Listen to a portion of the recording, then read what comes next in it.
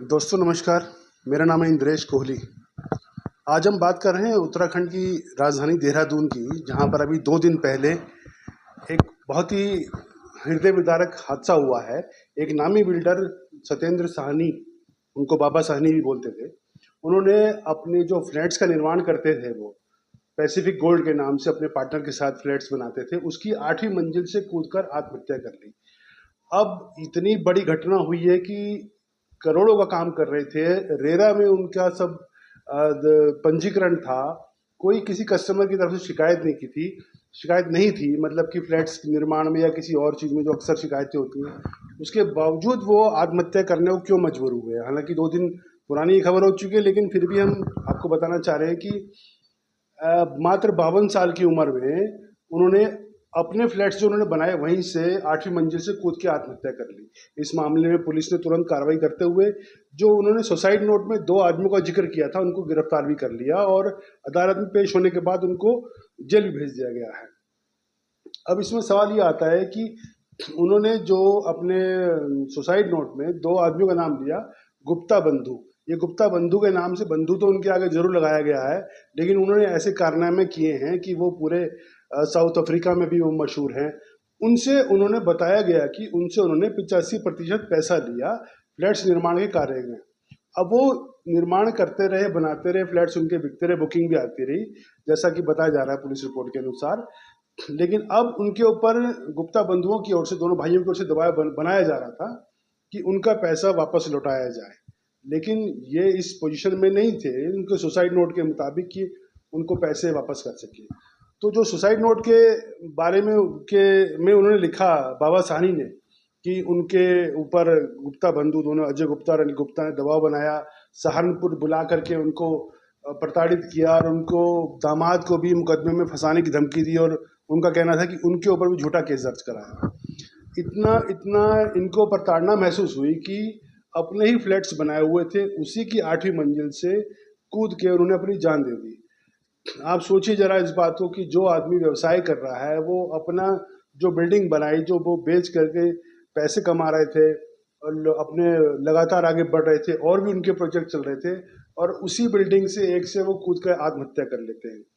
अब ये सवाल ये है कि ऐसी जो घटना हुई है, इस प्रकार की घटनाएं ना हो, ऐसा कुछ अंकुश लगना चाहिए। हालांकि ये किसी के हाथ में नहीं है, फिर भी सरकार को जो ये कार्रवाई होगी, पुलिसिया कार्रवाई होगी, तो ये तो होगी, लेकिन ऐसे बड़े बड़े पैसा देने वाले लोग, चाहे वो 1 नंबर से हो, 2 नंबर से हो, उन पर भी लगाम लगाए जाने की जरूरत है।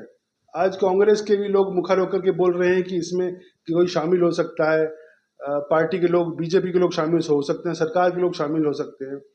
तो लेकिन सवाल ये है कि जब ये सब पहले से चल रहा होता है, तो उस समय कोई विपक्ष नहीं आता, कोई और नेता की बयानबाजी नहीं आती, और ऐसे ऐसे लोग जो ईमानदारी से काम करने का जिन पे लेबल लगा होता है, वो आत्महत्या जैसी कदम उठाने को मजबूर हो जाते हैं। क्या आज देहरादून के डाइवर्जन से, रोड से आगे मसूरी जाते हुए, इन लोगों को साइडों में फ्लैट्स बड़े बड़े निर्माण कार्य होते हुए नहीं दिखे? मसूरी में भी आज निर्माण कार्य होते हुए वो नहीं दिखते हैं? क्या वो सरकार को नहीं दिख रहा है, विपक्ष को नहीं दिख रहा है? जब ऐसी घटनाएं होती हैं, कोई मरता है, तब सबको याद आती है। मेरा कहना ये है इसमें मित्रों कि ऐसी घटनाएं की पुनरावृत्ति ना हो। धामी सरकार को ऐसे गुप्ता बंधुओं के बारे में पूरी जांच पड़ताल करके एक ऐसी नजीर साबित कर देना चाहिए इस मामले को कि आगे से कोई भी ऐसी बड़ी दुर्घटना ना हो, किसी घर में ऐसी ऐसी मुश्किल ना आए कि उनको ऐसे पैसों की लेन देने की वजह से ऐसे कदम उठाने पड़े। अब ये तो अदालती मामला है, पुलिस का मामला है, जो भी अदालत का निर्णय आएगा वो आपके सबके सामने होगा। लेकिन अगर हम उससे अलग देखें, तो जो कोई आदमी अगर ये ऐसा काम कर रहा है, मान लीजिए उसने, बाबा सानी ने पैसा लिया भी था, तो पैसा वापस लौटाया जाना था, लेकिन क्या जो 2 पेज का सुसाइड नोट लिखा है, वो अपने आप क्या कुछ नहीं बोल रहा है कि इतना बड़ा क्या मामला हो गया जिसकी वजह से उन्होंने इतनी बड़ी अपनी 8वीं मंजिल से आत्महत्या करने को उन्होंने ऐसा कदम उठाया? अब ये जांच का विषय है, लेकिन फिर भी इसमें सरकार को, चूंकि जीरो जीरो टॉलरेंस मुख्यमंत्री पुष्कर सिंह धामी बोलते हैं उसको, उनको हर पहलू से इस मामले में जांच करा के यह देखना चाहिए कि और कहीं ऐसे मामले तो नहीं, साउथ अफ्रीका का जो रिकॉर्ड है गुप्ता बंधुओं का, उनका भी खंगालते हुए, उनका दिल्ली सहारनपुर सारा चेकिंग करते हुए अलग से एसआईटी बना करके मैं कहूँगा कि जांच होनी चाहिए, ताकि ऐसे मामले ना आ सकें और प्रदेश की भी बदनामी ना हो और ऐसे कोई घर भी ना उजड़ सके। और अगली किसी रिपोर्ट के साथ हम आपके साथ जरूर मिलेंगे। धन्यवाद।